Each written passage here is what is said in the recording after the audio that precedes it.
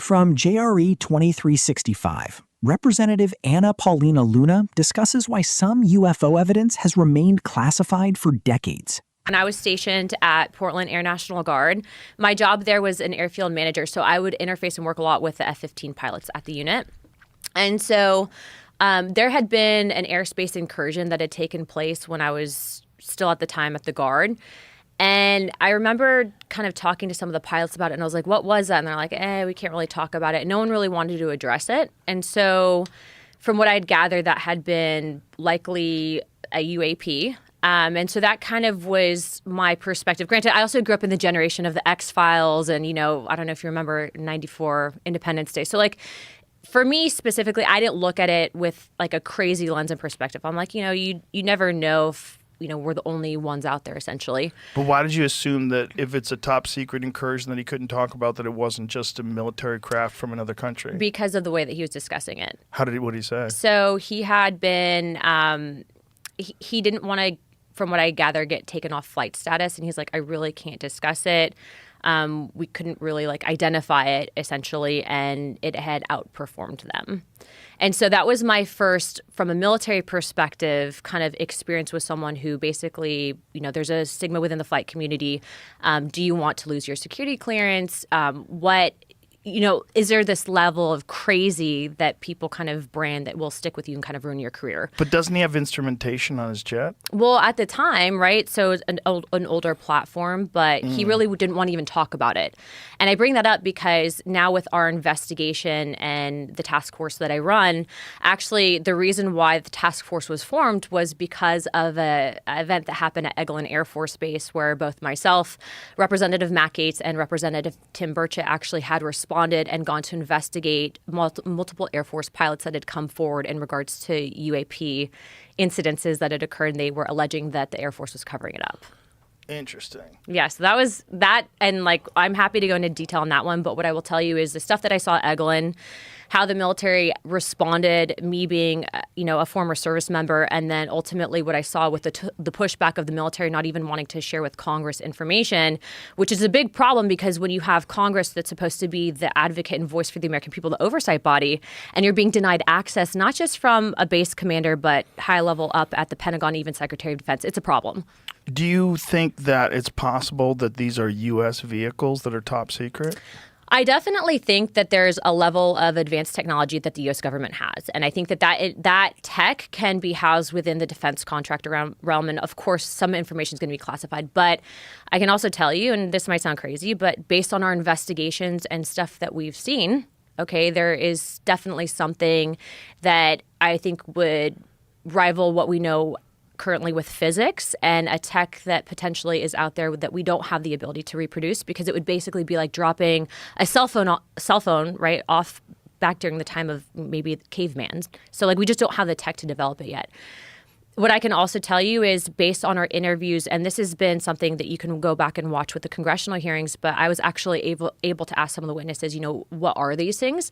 And they keep saying interdimensional. And then when you talk about the interdimensional aspect of, are these things pre-existing, maybe outside of what we currently know as our own dimension, that stuff can kind of all sound crazy, but at the end of the day, my job as an investigator is to receive all the information, decipher it, and then ultimately from a congressional aspect, if you do have contractors that are withholding information or operating outside of the purview of the federal government, there's budgetary issues, but there's definitely something that I can tell you with confidence that exists that we don't know how to explain currently.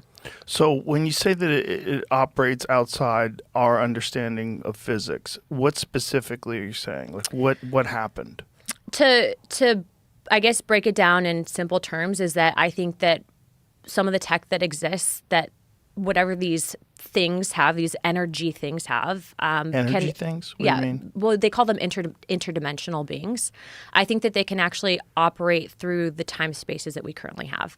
And that's not something that I came up with on my own. That's based on stuff that we've seen. That's based on information that we've been told. And then also, too, I think that there's this historical aspect of, this gets into the deeper theories and concepts of religion. And I think the history that we currently know. And that kind of spins off into another topic of, you have the modern day Bible, you have this aspect of Bibles or books of the Bible that have been removed that explain and kind of touch on these topics.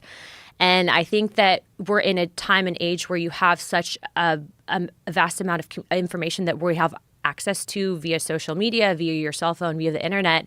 And so it's really changing the way that we understand, the origins of life and the spiritual reality that we know.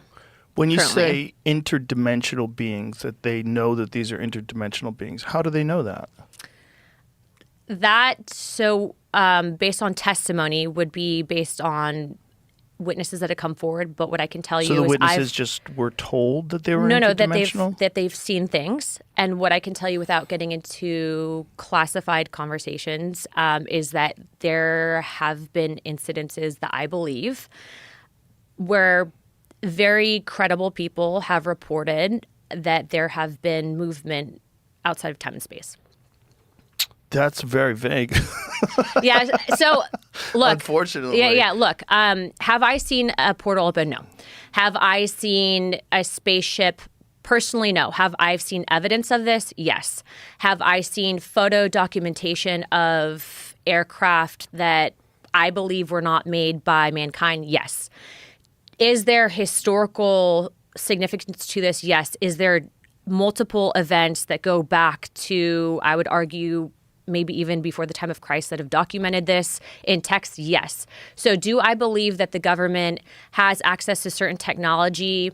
Yes, to an extent. And I believe that certain contractors potentially have back engineered this tech. I think that that's what can explain the advancements that we're seeing. But I also believe that this is a dangerous level of hidden information from the American people, because if you have an aspect of the federal government, which I can tell you, I, with two other members of Congress, were denied access to information at Eglin Air Force Base pertaining to whistleblowers because of the fact, and we can get into that story and what happened at Eglin in a second, but we were denied access and told that we don't have security clearance or the read-in authority on a special access program. That's a problem, because I'm supposed to represent and be an investigative body, and you have then people who are unelected that are operating basically in secrecy, and that's a problem. That's a big problem. And so how do these people have the authority to do that? I think it's been decades of classified secret information, then also this aspect of the intelligence community that's been empowered. And it's kind of serendipitous with timing, because when you talk about the intelligence communities and what they've done essentially to the trust in this country with the American people, I think this goes all the way back even into JFK, with how they basically have operated outside of the purview of Congress and basically to an extent have gone rogue up until recently. You're seeing a big push and pull to try to rein in these intelligence agencies currently. Yeah. So what I want to bring it back to evidence. You said that you've seen evidence. Like, what kind of evidence have you seen? I have seen photos. I have seen... what have you seen photos of? So I was in a skiff, and I can't discuss all that was in a skiff, but what I can tell you is based on the photos that I've seen, I'm very confident that there's things out there that have not been created by mankind. It seems crazy that people have access to information that shows that there's something outside of us that is more intelligent, at least more capable than we are, and they hide it from everybody else. What I can tell you is that when you have thousands upon thousands of people around the planet throughout time that have reported something. Right. To say that those people are crazy, to say that, the whole concept of even just asking the question that you might not necessarily be psychologically sound, that in itself, that's a disinformation campaign to get people to shut up about it. And that's a problem. We know that the U.S. government has not exactly been clean, and a lot of what they've done with the American people, specifically to the topic of UFOs. Which makes you think that it's probably because there's something there. If you think about the motivation they had with Project Blue Book, when J. Allen Hynek was running Project Blue Book, this specific intention was to discredit all stories. And he ended up ultimately, though, after all of his investigations, becoming someone that was like, I think there's something here. But that's true. By the way, a lot of people might not necessarily go onto Google and look up that information, but you can actually look up the declassified reports from Project Blue Book. What's also interesting, though, is when we're talking about tech, right? The ability for this tech, being that it exists, to change dependence for entire governments on things like fossil fuel, et cetera. It's look, I think everyone has a moral obligation to do what they think is right. Okay. And so if you're in a position of power and you see something wrong and you're not addressing it, I think, this in itself, getting the truth out there for people to decide for themselves. I'm not telling you what to believe. I'm just telling you in our investigations and what we are pushing for in regards to transparency. I would like to see the federal government roll out some of the stuff that we've been given access to, because I think that information belongs in the hands of the American people. And it's not even just the U.S. government. I mean, there's other countries around the world that have done certain things like this. Now, look, I've had a lot of crazy people show up at my office and say, I've heard it all. Yeah, I've been to Mars. I have a chip in my brain, all this stuff. They all have chips. We had this one guy that showed up that was like trying to give us a USB. He's like, put this in your computer. They're going to kill me for this. And like runs away. And I'm like, I'm not putting that in my computer. But based on our investigations, what I will tell you is, there's been 2 members of Congress that are actually helping to lead out these investigations with me. And the reason I say that is because up until last Congress, if you even said the word UAP or UFO, people actually told us that if we went forward with these investigations that we were going to ruin our political careers. And so, we're in the mindset of, well, like, why wouldn't we ask these questions? And also, too, if no one wants to touch it, like, there has to be something here, right? Right. And so in these investigations, I mean, the amount of people that will come up to us, very successful people, to multiple members of Congress that believe the same thing, it's definitely changed in regards to the stigma that used to exist about disclosure and all this. And so what we're trying to do currently there's a big documentary that was filmed about 1.5 years ago, and we're trying to get a screening up on Capitol Hill. But look, I think a lot of people say, well, this is a distraction from everything else happening in the country right now. And all I'm simply trying to say is it's not a distraction. The people that are kind of helping to divulge all this information, you have an intelligence community, Tulsi Gabbard, Radcliffe, Kash Patel. They have been truly, in regards to our other investigations, extremely transparent and wanting to get this information out. But it doesn't mean that within these intelligence communities there isn't pushback. And so part of the reason why the task force was formed pertaining to things like UAP, pertaining to things like the Jeffrey Epstein stuff, pertaining to things like the JFK, MLK, and RFK investigations is because even though we don't hold declassification authority, what we're trying to do is push these agencies and be, if you will, the pit bull and the attack dog on trying to get this information released. And to a lot of these agencies' credits, they've been extremely transparent, and we have gotten wins specifically on the JFK stuff, and we're still looking to declassify and ask specifically on the UAP topic. What would be the rationale for keeping a photograph of a known absolute not of this world craft from the American people or from the world? Why would anybody think that would be the smart thing to do, is to limit the access of that information to a very small amount of people? I think that part of the fear is that you have advisors that think that, the American people or humanity might not be able to handle it. There's this protective complex, but then also too, I think when you are talking about these things, for a lot of people, I think that it kind of can rock your world a little bit in regards to where you stand in a faith perspective. And then also, too, an aspect of, well, how do you even begin to explain it? And all I'm going to say is, look, and we can go into some of the books that were removed from what we know as the modern day Bible, but I read through the book of Enoch multiple times. And I'm not saying that these things are angels. Okay, that's not at all what I'm saying. But what I am saying is that depending on where you are in regards to your whole perspective on whether or not God exists, like I believe in God, I'm a Christian. There has to have been, and there's admissions that there was other creations that God made, but that we were the most prized creation. And so I think that this can open up a bigger topic of discussion. You just go, I don't know why this person would lie about this one thing. Can I tell you one that I got on?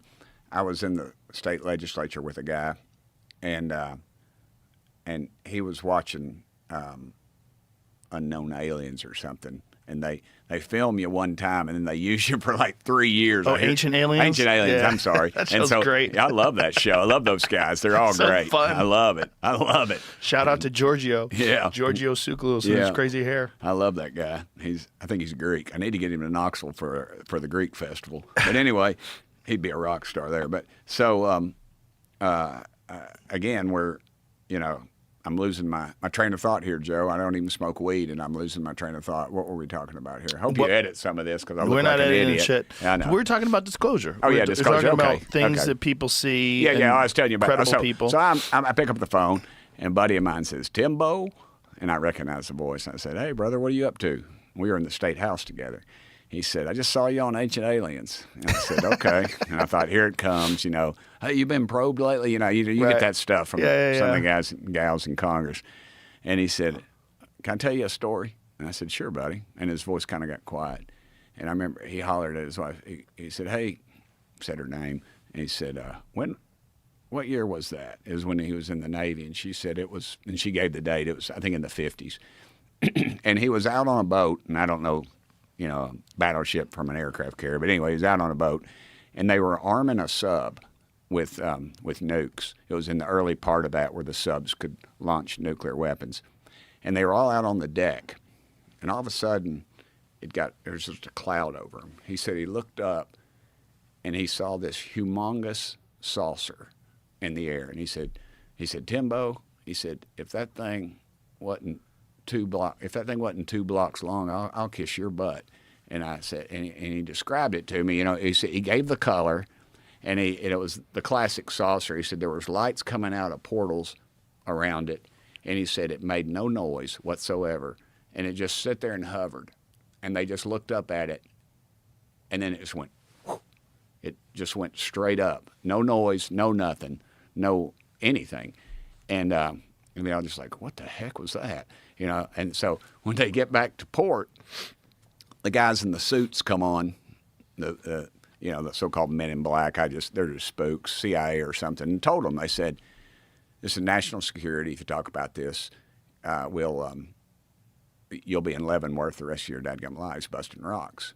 And back then, the cell phone wasn't invented. Al Gore hadn't invented the internet yet. What year was this? It would have been in the 50s. Late 50s, I believe, or early 60s. So, but he gave me some descriptions. And after this came out, my phone, Joe, every day when this started breaking, somebody would call me and send me pictures of something, that's like a reflection or something, and, come out to my house. All right, I'm afraid I was going to end up in a freezer in North Carolina or something, be somebody's dinner. And I was like, I don't want to go out there and look at it. Just send me a picture of it. And every day, but then I got a call from a guy who was Air Force, and I Googled him. He's legit. And he told me about a sighting he had. He was out, they were out fishing in Florida, and it was near where one of the military bases was. And this thing, and he described exactly what my buddy had seen. And he saw this in the, I think the early 80s or late 70s. And he described this craft that was just hovering, and it was just going along. And it was just going on a pretty good click. And he said these jets were trying to keep up with it. He could tell by because he's an Air Force guy.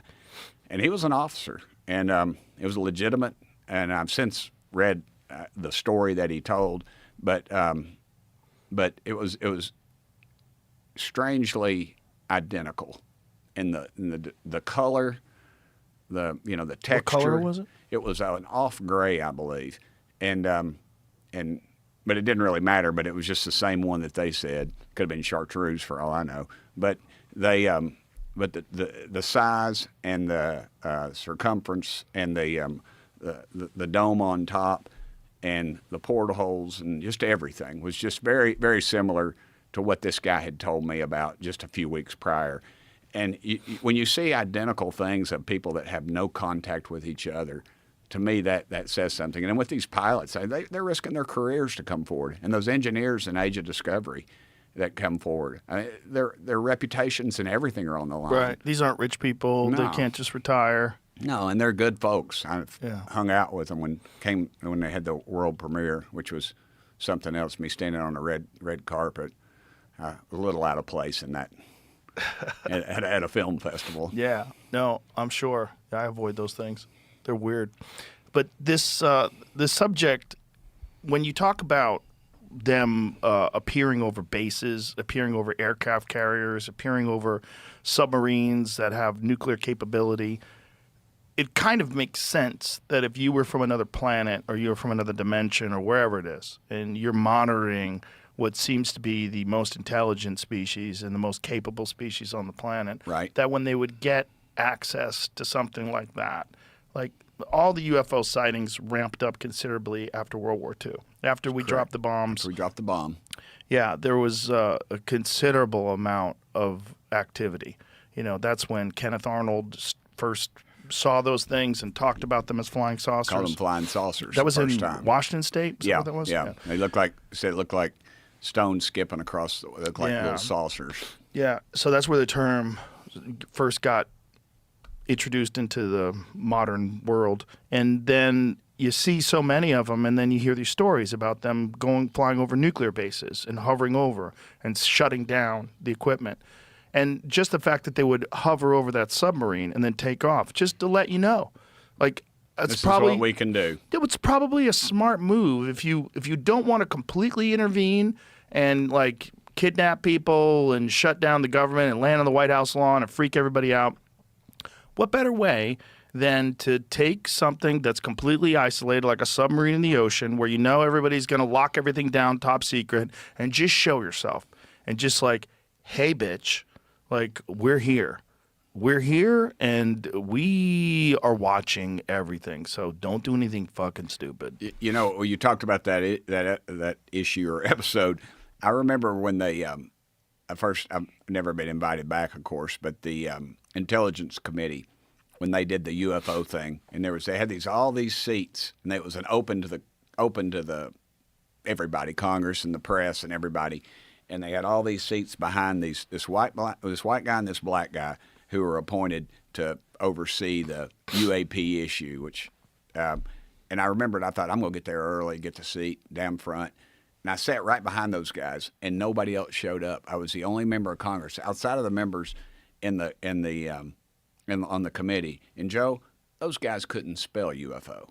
I mean, they were intelligent. They were, I'm sure they're patriots. They had no clue about anything. So there's questions asked about certain incidents, and we don't know anything about that. You know, and I thought to myself, that's when the compartmentalization came to in my mind, how they compartmentalize that stuff. Because to them, they could take a lie detector test and say, I don't know anything about it, because they are kept away from it. It's like they're looking down the barrel of a .22 rifle, man. It's just a little bitty area, and they don't get outside that area. And they don't ask questions, and they don't unless they're told.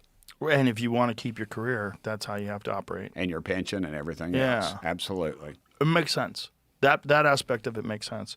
What doesn't totally make sense is why now disclosure, other than, I mean, this is being cynical. The Iran war is not going very well. American public's very upset. A lot of people don't think we should have ever been involved in that in the first place, and we need some good news. I think we need something to distract us. We need something to take our focus off of. If I was going to do it, now would be the time I'd do it. But I don't think Trump really even cares. I think he just wants to get it out there. Well, I think he does too. You know, he's talked about it, and he's also. I don't think he cares about trying to get everybody off target. You know, by disclosing UFOs. I think he cares about all of it, but I don't think he cares that if you're talking about it or not. I just think he genuinely sees that America needs to know this stuff. Well, he also realizes America wants to know it, and he's an outsider. I mean, even though he's the president, he is completely in a lot outside. of ways he's an outsider. And I mean, this is his last term, right? And so it's like if someone's gonna do it, do it. You want to leave a legacy? Be the guy who releases all these files. I and tried lets to kill him everybody know. 3 times. Yeah. So it's not, and that ain't no. Did you see that judge that apologized to the guy that? Did you see the story? No. Okay, the guy who was at the White House Correspondents' Dinner that shot one of the Secret Service agents and the guy got arrested. Yeah. The judge who's dealing with the case apologized to him for his treatment in jail. Do you have that, Jamie? See if you can find that. He should have gotten some quality stick time. This is another guy. This judge also released another man who was arrested for threatening to kill Trump. Oh. Trump derangement syndrome Well, for real, dude. It's ridiculous. But the way this guy addressed this man, it's almost as if he was condoning it. Look at it. Says the indictment comes a day after the judge overseeing the case against Allen expressed grave concerns about how he's being treated in jail and apologized to him in court. You're talking about a guy who showed up with a rifle or a shotgun. Shot a Secret Service agent, obviously in the vest. The guy's okay. But whatever you've been through, I apologize for the prior week. Magistrate Judge Zia Faroukwi, I don't know if I'm saying that right, said during a hearing in Washington, D.C. on Monday. According to the court documents filed over the week,